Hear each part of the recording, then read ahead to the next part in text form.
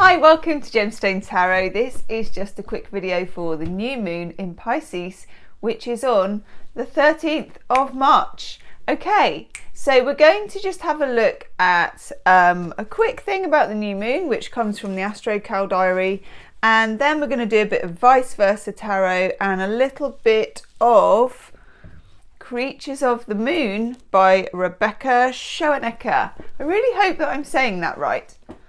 Rebecca Schoenecker, which rhymes as well. This is a gorgeous, gorgeous oracle deck that we've had a quick look at, but of course it's a very moon orientated deck. Okay, new moon wishes. Harness the power and manifest your dreams. We've been working with new moon wishes for over 8 years and we love it. The power of manifestation is amazing. At the new moon, the sun and moon come together and conjunct in the sky. This is the beginning of a new cycle and a great time to state your intentions. At each new moon, we take time to stop, be still, and look at what we'd like to manifest in our lives. We write down our wishes and then visualize actually achieving them. It's important to focus on how it feels to have achieved our goal. So yeah, it's important to get the feeling, and this is something I do for manifesting, to get the feeling kind of in your bones, you know, that kind of disco feeling that you are where you want to be, rather than the empty wanty feeling of I need to get over the hurdle. This process itself is beneficial, simple but so effective. It's helped us become really clear about what we'd like to manifest. And over time, we've experienced the manifestation unfold. Sometimes we want something faster than it's actually happening. And at these times, trusting in the process is so important. We wanted to move house for about 3 years before it happened. And now, in hindsight, we can see why it had to take that amount of time. Events needed to happen before other events could take place. We had a long list of what we'd like our new home to include, and all of these desires have manifested. Sometimes not in the way we expected, but nevertheless. Tip: it's great to be specific when making your new moon wishes. I'm pointing my finger. Okay, so that's from the lovely ladies Tina and Kerry, who do the astrological diary. I think it's just those two doing it together. And then there's a little quote from Wayne Dyer. Everything you wish to manifest into your physical world must first be placed firmly in your imagination in order to grow. That is the late, great Wayne Dyer. Okay, vice versa, because this is, of course, a new moon in Pisces. Yes, so it has a certain slightly topsy-turvy, what's the word? I always do that for Pisces. Kelpy, wavy, you know, a bit like when we got the Hanged Man in the weekend reading. Okay, so what do we need to know for the new moon in Pisces? Oh yes.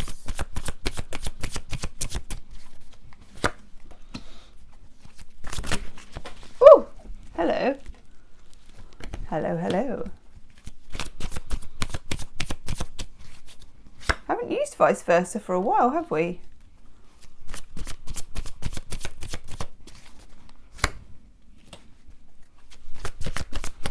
I do really like it as a deck. Yay! Okay. Wow, this is great. Tons of major arcana. We've got the Sloth. You sit there. Right.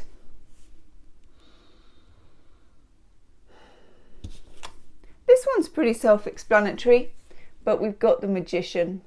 I love the Magician card, and it is the ultimate in manifesting. It's a very Pisceans and Pisces are a very manifesty sign. They're a manifesty star sign. Wow.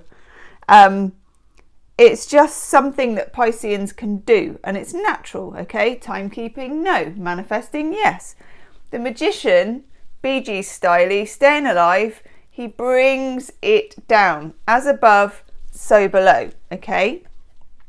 This is about what they were talking about in that extract that I read. Putting yourself in the position, transporting yourself in your head to the happy place where you not only have what you want, but you are living your dream. You are living what you want. The Magician has this ability, and it can be in a certain way, it's quite a showy ability with the Magician, and there may not be any need to do it like that, but he is prescriptive in a way because he's got the 4 elements of the tarot on the table, okay? So he is to a certain extent prescriptive. He's not just like the High Priestess where it's very free-flowing, it's very intuitive. The Magician has a spell, he's got a formula, he's the alchemist.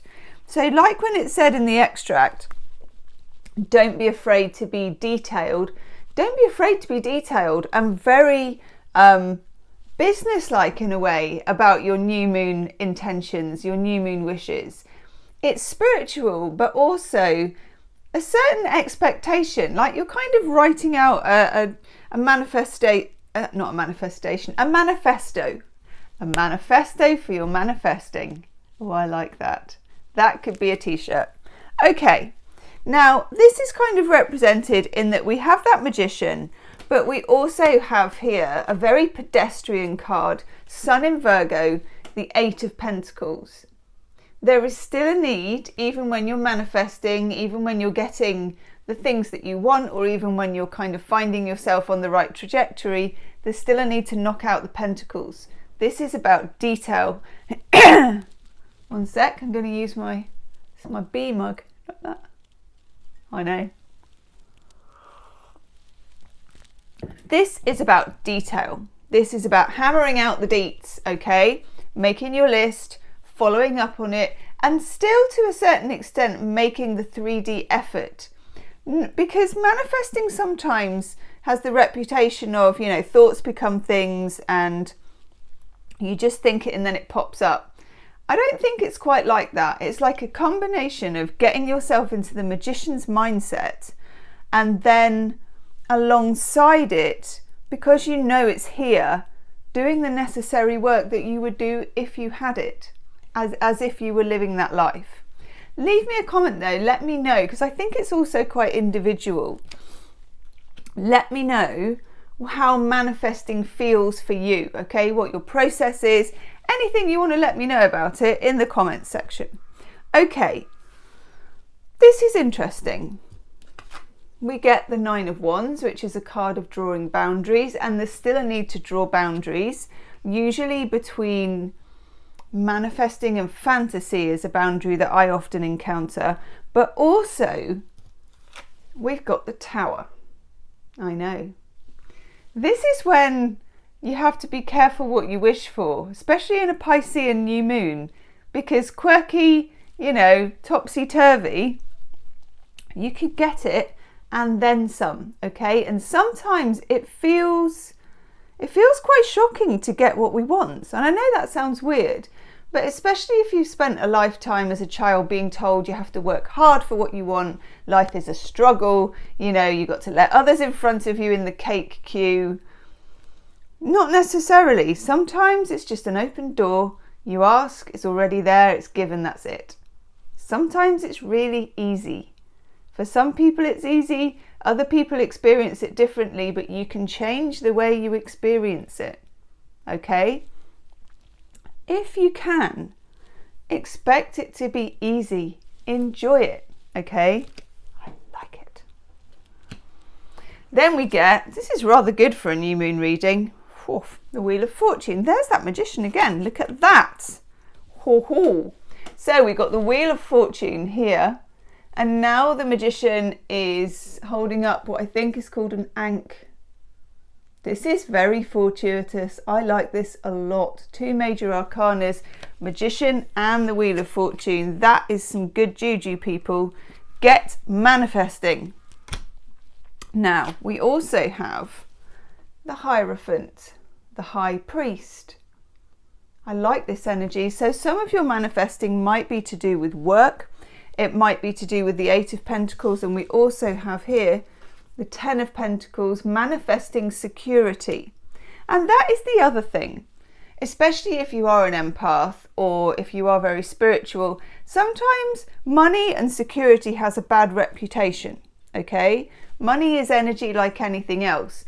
Manifest what you want to manifest. Make a list of what you want to manifest, whatever that may be. And also with the Ten of Pentacles, and I'm just looking because he's got, that's interesting. He's got that symbol there.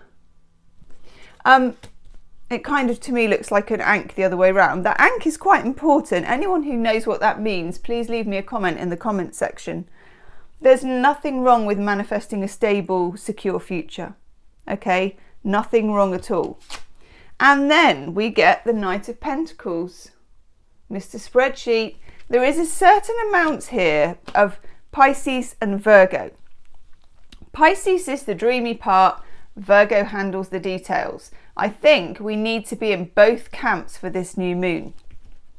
I love this energy. Let's have Creatures of the Moon. Might have to refer to the book. Might not.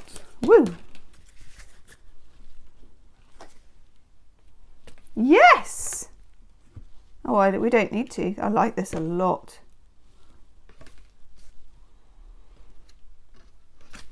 We get the squirrel.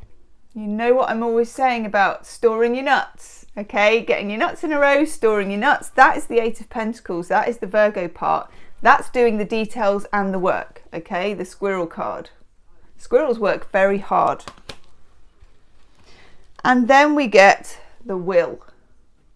Now I'm assuming this is a goat. I ought to look that up actually. No idea. Oh.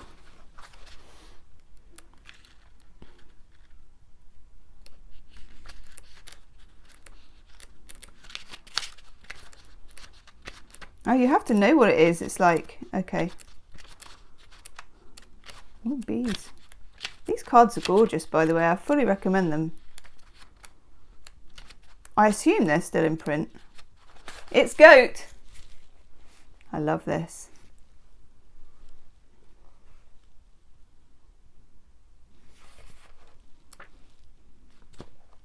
Agile, determined and persevering. Yes. The power to heal yourself and triumph in situations where blame, judgment or hardship has come your way. Carries sickness away and travels the underworld. You may have the path of a healer or a psychic. You may also work in the magical arts, magician, or defend others who've been judged unfairly. People know, okay, what your new moon ritual is and how you manifest and anything else you want to let me know in the comments, okay? And I will see you soon. Namaste.